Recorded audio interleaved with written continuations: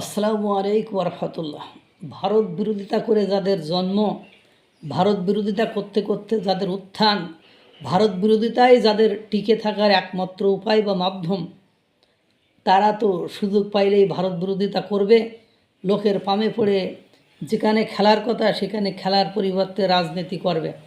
এর বাইরে তো অন্য কোনো চিন্তাভাবনা আমরা দেখি না, বা দেখার মতো কোনো সুযোগও তৈরি হয় না।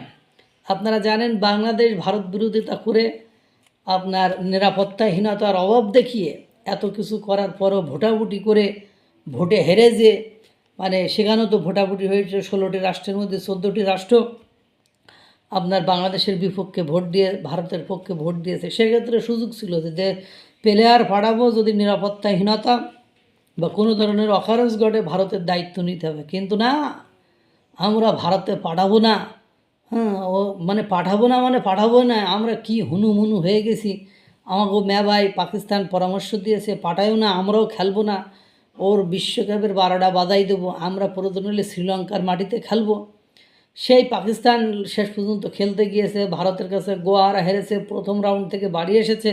আর এই বিশ্বকাপ খেলতে গেলে ভারত যে গ্রুপের সাথে ছিল, ভারত সেকেন্ড রাউন্ডে যাইতো, আশা করা যায় ফাইনালেও চলে যাওয়ার মতন একটা সিচুয়েশন তৈরি হতো। যাই হোক, সেই সুযোগটা ইচ্ছা করে ভারত বিরোধিতা করে নষ্ট করেছে। অথচ আপনারা দেখেন, মানে ইরান তার সর্বোচ্চ নেতা আয়াতুল্লাহ খামেনি তার পরিবার, তার সন্তান, তার ছেলে, তার বউ সপরিবারে হত্যা করেছে। তাদের বড় বড় মন্ত্রীদেরকে মেরে দিয়েছে।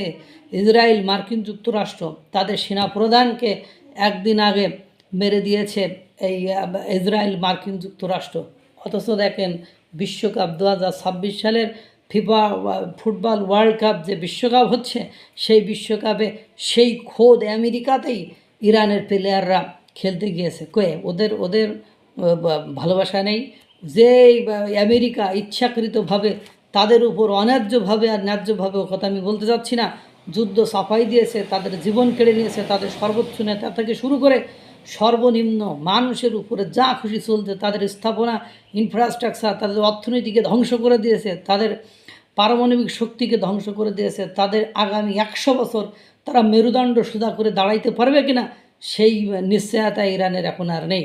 সেই ইরান এর ফুটবল খেলোয়াড়রা মার্কিন যুক্তরাষ্ট্রে ফুটবল খেলতে গিয়েছে, আর আমাদের বাংলাদেশে কোনো কিচ্ছু হইল না। শুধু কি একটা কারণ দেখায় রাজনীতি করা, সব কিছু রাজনীতি করে।